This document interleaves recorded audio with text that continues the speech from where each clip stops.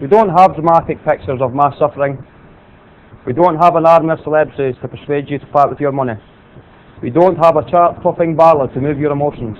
What we do have is a track record of helping people to claim back their independence, pride, quality of life. People like Christopher. For half of Christopher's life, he has been in and out of hospital, his mental health issues condemning him to a life void of choice and opportunity, told what to do, when to do it, and even how to do it.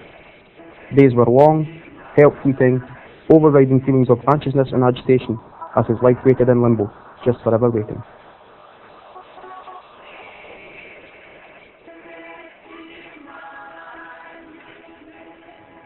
People like Elaine, whose confidence and self-esteem took a daily beating through the verbal abuse and antisocial behaviour of her neighbours. She felt too terrified to leave the house. She felt inadequate to look after her young family. She began to distance herself from her boys. Life started to be impossible.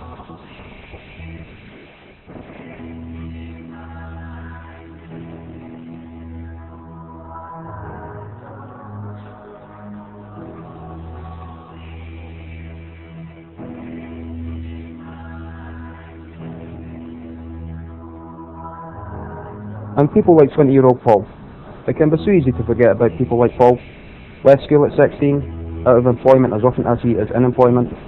No family member available to guide and encourage. Shifted from place to place and not staying in one place long enough to make friends. The only people taking an interest are those selling you drugs. Depression, isolation, addiction. A combination that normally ends in one of two ways: jail or death.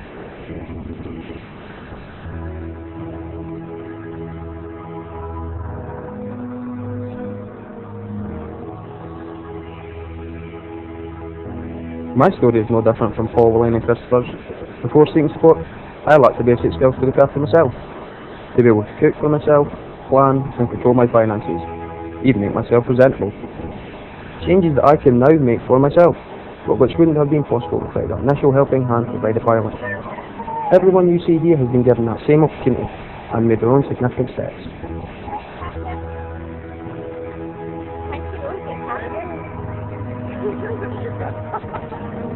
Christopher has not been back to hospital in the last 4 years. He has freedom of choice. He now chooses when to eat, what to eat, and who to eat with. His world is now one long exploration into the arts called fitting sport. Last year Chris was able to enjoy his first holiday supported by his worker, an opportunity now denied to him due to funding cuts. Elaine has regained her family and life after being so close to losing both. The bravest step she took was when she called for help. The vibrant individual you see before you as a result of the work that Support at Home can do. Her children now benefit from having a role model to aspire. Paul is now taking the first steps to making his dreams a reality. They are not fanciful pie-in-the-sky dreams, just normal aspirations that you and I have of a house that can be called home, a loving, caring partner and kids to share it with. Through the support given to Paul, he now feels more comfortable speaking about his feelings, and just as importantly, he now has the motivation to succeed.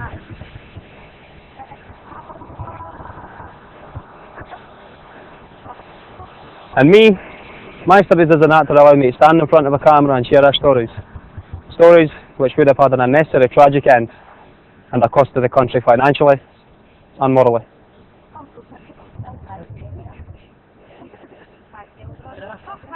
Hey! Oh, doing away. Yes, Abby? Oh, right, thank you. That was it. They said that just that was you. What was some joke?